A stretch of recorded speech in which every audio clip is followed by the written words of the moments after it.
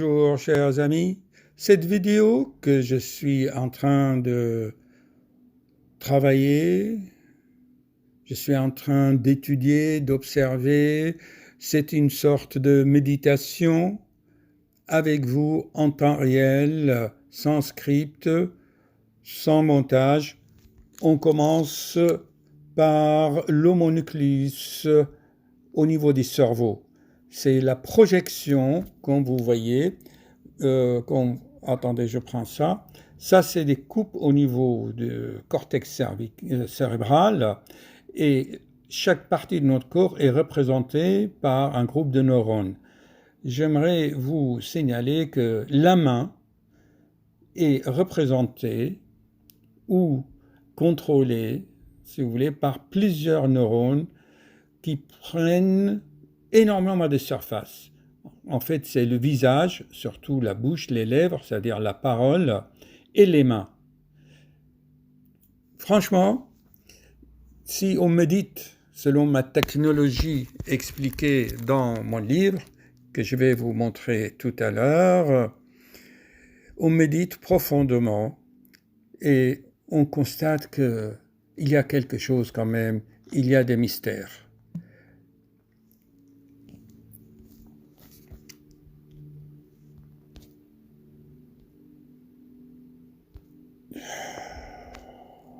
Une pause. Il m'a fallu des mois de travail et presque 700 pages pour expliquer ces mystères et ma nouvelle technologie qui est la bioméditation par une observation intelligente de processus du vivant. Je continue donc. La main et le visage, on dit souvent, c'est le reflet de l'âme, surtout les yeux. Gardez cette notion en esprit. Dans mon livre aussi, je vous explique les petits signes de stress.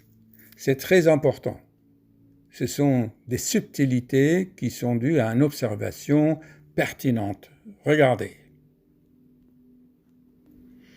Donc, si j'ouvre mon livre ici, à l'index, à la page, regardez ici, 211, vous voyez, comment repérer le petit signe inconscient du stress, à partager, à diffuser, faire diffuser cette connaissance. Et je vais vous l'expliquer comment ça se présente au niveau de la main. Donc, au niveau de la main, vous voyez, regardez, c'est expliqué avec vraiment dans un style humoristique et très très accessible à tout le monde. Donc, je vous invite à une tasse de café et nous allons discuter ensemble. Ah, qu'est-ce qui se passe? Ça, je suis au maximum.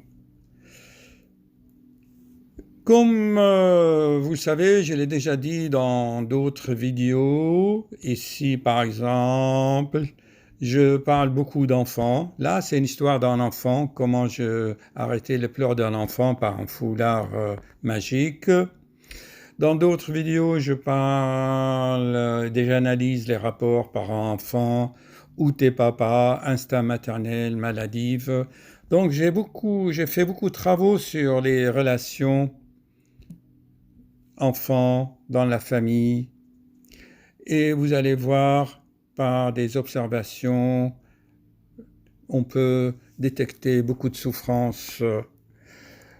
Dans ma ville, en partant de mon cabinet pour aller à la gare, RER B, là, je traverse toujours un parc où il y a beaucoup d'enfants. Et l'autre jour, avec une amie, on traversait donc ce parc où il y a beaucoup de jeux pour les enfants. Et j'ai aperçu, comme ça, une petite fille de 5 ans environ, un peu grand-chose, auprès de sa maman, et entre la maman et la petite fille, il y avait un petit nounours. Ah tiens, vous voyez, même dans cette vidéo, je parlais aussi d'enfants, c'est la vidéo 177, 173, on parle beaucoup d'enfants. Donc, observez bien, si je fais ça. Donc, entre la maman et la petite fille, il y avait une petite ours que la petite fille tenait par une main. Alors, ça m'a intrigué. Je me suis approché parce que, vous savez, je suis très sensible aux pleurs des enfants, surtout les petites filles, car ils sont sensibles, je les trouve de plus en plus, nos enfants, vous voyez. Et alors, je me suis approché, je me suis présenté à la maman, je lui ai dit, écoutez, je suis habitué de ce parc, je suis médecin et j'aimerais bien, est-ce que je peux vous aider dans cette situation difficile? Pourquoi la petite pleure? Je m'excuse, mais bon. Alors, la maman a dit non, voilà, elle veut pas me donner la main. Parce qu'en fait, la petite fille, elle s'appelait Sophia. Sa maman m'a dit son prénom. Sophia tenait l'ours avec cette main et elle veut que sa maman prenne l'autre main de l'ours, de nounours. Sophia, la petite Sophia, ne voulait pas donner la main directement à sa maman. Est-ce que vous comprenez? Elle tenait l'ours avec une main et elle ne veut pas donner cette main à sa maman. Elle voulait que sa maman prenne l'autre main. Est-ce que vous voyez la signification? Vous savez, les enfants adorent prendre la main, ou les adultes, allez, donne-moi la main, on va marcher, n'est-ce pas? Alors là, vous devez faire attention et observer. Si l'enfant prend votre main avec une seule doigt, ça a une signification. Observez bien. Bon, il fait semblant, ou il y a des raisons. Là, vous voyez, la petite fille donne entièrement la main et le pouce est dans la main de l'enfant. Ça a beaucoup de signification. J'ai écrit 700 pages pour vous expliquer tout ça. Alors, j'ai expliqué à la maman, je dis, écoutez, il y a beaucoup de symbolisme dans cette histoire. Et en fait, il y a probablement un petit conflit entre vous et votre petite fille, Sophia. Je vous pose la question, j'ai ressenti tout de suite l'aura des deux personnes, et sachant que les petites filles adorent leur papa et que, en fait, ce sont des lois de la nature, hein. Les filles s'accrochent à leur papa et le garçon à leur maman. Vous voyez? Alors, j'ai compris qu'il y a quelque chose et je posais la question, mais elle est où le papa de Sophia? Ah oui, mais il est au travail, il est assez absent, il n'est jamais là, il travaille. Oui, c'est normal parce que la maman était sans travail et c'était une Mexicaine, je crois, enfin de l'Amérique du Sud. Elle était là, mère au foyer, et le père est obligé, bien sûr, de travailler pour deux pour subvenir aux besoins de la famille. Donc, j'ai ressenti tout cela. Et vraiment, j'ai eu beaucoup de compassion pour la petite Sophia parce que j'ai vu bien qu'elle était un peu fatiguée, qu'elle avait des cernes, là, au niveau des orbites. Certainement, j'ai dit à sa maman, est-ce qu'elle dort bien? Elle pleurnichait un peu, c'est quoi, elle n'est pas contente, quoi. Elle avait beaucoup de frustration.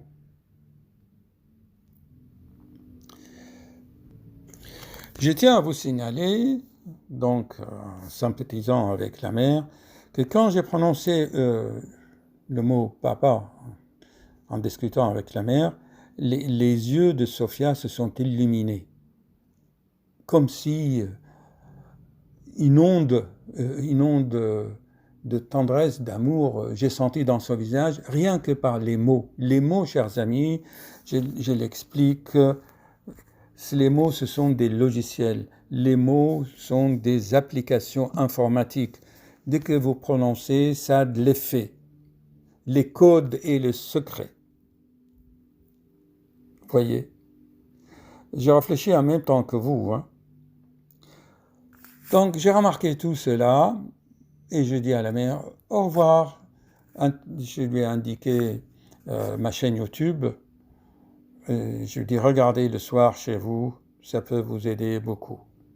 Bon, en les laissant, voyez comment le hasard, ou pas le hasard, mais la synchronicité, en quittant le parc juste à la sortie pour rejoindre la gare, j'ai vu un homme entrer dans le parc. Je le regarde, c'était un grand latino. J'ai regardé son visage, j'ai dit à mon ami, j'ai regardé, je lui ai dit, tu sais, je parie que c'est le père. En retournant la tête, on a vu le père avancer sous les arbres vers la mère et Sophia. Et à peine Sophia a aperçu de loin son père, a couru comme ça.